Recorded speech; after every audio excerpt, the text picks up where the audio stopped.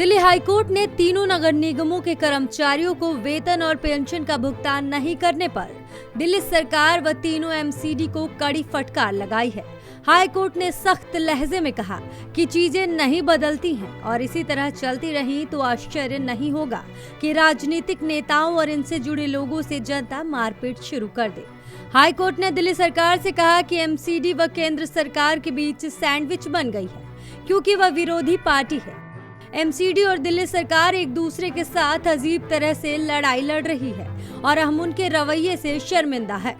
न्यायमूर्ति विपिन सांघी और रेखा पल्ली की खंडपीठ ने दिल्ली सरकार को निर्देश दिया कि वो 2 सप्ताह के भीतर नगर निगमों और स्थानीय निकायों को उनके बकाया ऋणों के एवज में वसूली गई या उनसे समायोजित की गई राशि को वापस स्थानांतरित करे। खंडपीठ ने कहा कि फंड की कमी और वेतन का भुगतान न होने की समस्या इसलिए पैदा हुई क्योंकि दिल्ली सरकार विपरीत राजनीतिक दल से ताल्लुक रखती है।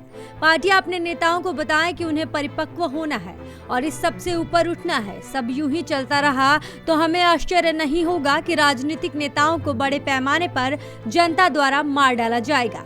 न्यायमूर्ति सांघी ने कहा कि वे नहीं बता सकते कि हम दिल्ली सरकार और नगर निगमों से कितने निराश हैं। आप पूरी तरह से लापरवाही से व्यवहार कर रहे हैं और गरीब कर्मचारियों और सेवानिवृत्त पेंशन भोगियों की बिल्कुल चिंता नहीं है। इतना ही नहीं, अदालत ने एमसीडी को भी अप्रैल 2020 से अपने खर्चों का विवरण देने को कहा है। ऐसा न करने पर संबंधित अधिकारियों को 22 फरवरी को पेश होने का निर्देश दिया गया। कोर्ट ने साफ कर दिया कि एमसीडी और स्थानीय निकायों को जो राशि मिली है या प्राप्त होगी उसे कर्मचारियों को वेतन और पेंशन जारी करने के अलावा किसी अन्य उद्देश्य के लिए खर्च नहीं किया जाएगा। पहले बकाया भुगतान किया जाए, उसके बाद ही अन्य खर्चे पूरे किए जाएंगे।